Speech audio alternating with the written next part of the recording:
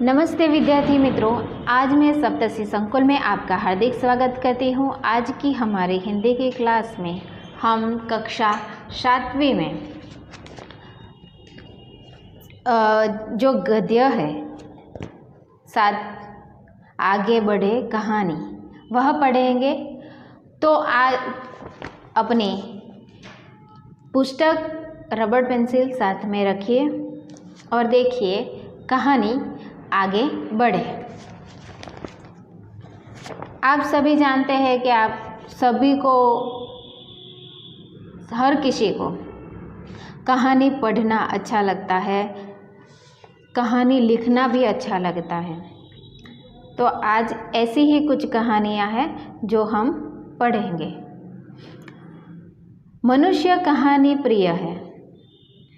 कहानी बनाना दिलचस्प और चुनौतीपूर्ण कार्य है। छात्र में कहानी निर्माण के प्रति रुचि उत्पन्न हो, इसलिए यहाँ वैविध्यपूर्ण अभ्यास दीजिए। कहानी विकास और विस्तार की प्रवृत्तियाँ कहानी लेखन की और नई दिशा देगी। यह कहानी आपको दी गई है पुस्तक के अंदर, तो आपको यह कहानी आगे बढ़ानी है। तो यहाँ पे हम देखते हैं मुर्गी और कौवा और मुर्गी। कहानी पढ़ते जाइए और उसमें छूटे हुए शब्दों को खाली स्थान में भरते जाइए। यहाँ पे कुछ शब्द छूट गए हैं, उनको उन शब्दों को हम भरेंगे। तो पहला जो कहानी है वह देखेंगे। कौवा और मुर्गी दोनों एक घर में रहते थे। खाली स्थान हमको भरना है, तो खाली स्थान में क्या आएगा? रहते थे। कौवा दाना लाता था, मुर्गी भी दाना लाती थी। यहाँ पे एक कौवा और मुर्गी दोनों एक ही घर में रहते थे। कौवा भी दाना लेकर आता था और मुर्गी भी दाना लेकर आते थे। ऐसा करते करते घर में बहुत दाना जमा हो गया। दोनों दाने लाते थे तो दाने घर में बहुत हो गए। एक दिन कौवे ने कहा, मैं चावल लेने जाता हूँ। फिर एक दिन कौवे ने मुर्गी से क्या कहा कि मैं चावल लेने जाता हूँ, तू घर का दरवाज़ा बंद रखना, नहीं तो कोई दाना ले जाएगा। कौवे ने क्या कहा कि मैं चावल लेने के लिए जा रहा हूँ, तो तुम घर का दरवाज़ा बंद रखना, वरना यहाँ से कोई दाना लेके चला जाएगा। थोड़ी देर बाद एक घोड़ा आया। उसने कहा, मुर्गी मुर्गी दरवाज़ा खोल और मुझे दाना दे। थोड़ी देर में एक घोड़ा वहाँ पे आता है और दरवाजे के पास खड़ा होकर पुकारता है कि मुर्गी मुर्गी दरवाज़ा खोल और मुझे दाना दे। मुर्गी ने कहा, नहीं नहीं, मैं दाना नहीं दूंगी। फिर मुर्गी क्या जवाब देती है कि नहीं, मैं दरवाज़ा भी नहीं खोलूँगी और तुमको दाना भी नहीं दूंगी। घोड़े ने कहा, मुर्गी मुझे दाना दे। फिर भी घोड़ा माना नहीं और कहने लगे कि मुर्गी मुझे दाना दे, मुझे बहुत भूख लगी है। घोड़ा क्या बोला कि मुझे दाना दे, मुझे बहुत भूख लगी है। मुर्गी को दया आई, उसने सारे दाने घोड़े को दे दिए और फिर मुर्गी को उस घोड़े पे दया आ गई कि वह बेचारा भूखा है, इसलिए मुर्गी ने सब दाने उसको दे दिए। अब मुर्गी सोचने लगी, कौवा दाना मांगेगा तो मैं कहाँ से दूंगी?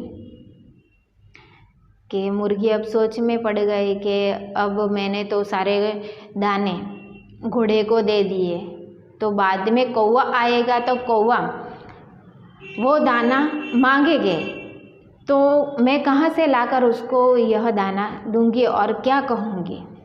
वह सोचने लगी। मुर्गी बहुत घबरा गई। मुर्गी घबरा गई, डर गई कि मैं क्या जवाब दूंगी। जब कौवा दाना लेकर घर लौटा तब मुर्गी चक्की के पीछे छिप गई। बाद में मुर्गी ने क्या किया, जब कौवा दाना लेकर घर के अंदर आया तो चक्की, आटा पीसने वाली जो चक्की होती है उसके पीछे जाकर मुर्गी छिप गई। कौवे ने आवाज़ लगाई। फिर बाद में कौवे ने उसको आवाज़ लगी कि मुर्गी मुर्गी तू कहाँ है।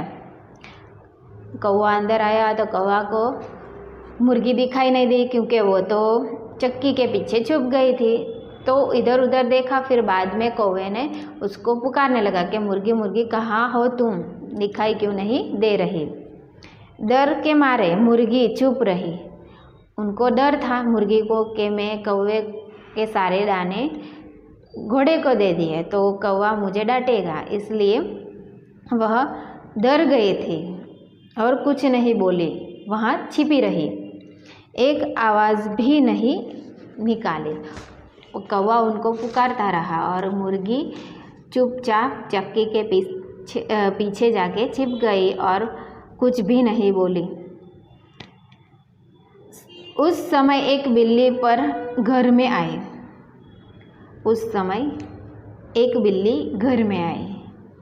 बिल्ली ने कहा, मुर्गी मुझे अपनी चक्की दे, मुझे दाना पीसना है।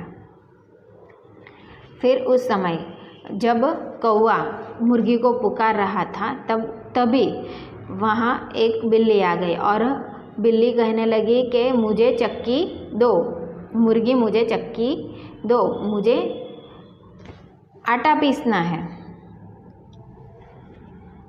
दाना पीसना है, उनका आटा बनाना है। कौवे ने कहा मुर्गी तो घर में नहीं है। फिर कौवे ने क्या कहा कि मुर्गी तो घर में नहीं है, मैं कब से उनको आवाज़ लगा रहा हूँ, तू अपना दाना यही लाकर पीस ले। तब कौवे ने क्या कहा बिल्ली जी को कि तुम अपना दाना जो है वो यहाँ पे लाकर चक्की में पीस लो। बिल्ली दाना ले आई और पीसने को बैठी। बाद में बिल्ली अपने घर से दाना लेकर आई और चक्की के अंदर दाने डाल दिए और पीसने लगी। बिल्ली ने दाना चक्की में डाला। मुर्गी ने चट उसे मुंह में भर लिया। जब बिल्ली दाने चक्की में डाल रही थी तब उन दाने को मुर्गी ने अपने मुंह में भर लिए। बिल्ली ने और दाना चक्की में डाला। फिर उन्होंने और दूसरा दाना चक्की के अंदर डाला। मुर्गी ने उसे भी चट के लिया। फिर मुर्गी वह भी अपने मुंह के अंदर उसने भर लिए वो दाने भी। बिल्ली पीसने लगी पर आटा न निकला।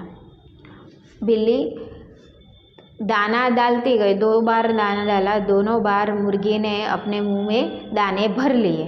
फिर बाद में बिल्ली उस दाने को पीसने लगी। उसने पीसा लेकिन आटा निकला ही नहीं। ये देखकर बिल्ली बहुत दुखी हुई कि उसने तो दाने डाले तो आटा क्यों नहीं निकला। वह देखकर बिल्ली बहुत दुखी हो गई। बिल्ली ने सारी बात कौवे को बताई। कौवा भी बहुत चकित हुआ। फिर बिल्ली ने सारी बातें कौवे को आकर बताई कि मैंने चक्की में दाने डाले, उनको पीसा, फिर भी आटा न निकला, ऐसा कैसे हो सकता है। तो कौवा भी चकित हो गया, आश्चर्य में पड़ गया कि ऐसा कैसा हुआ। कौवा सोचने लगा दाना कहाँ होगा।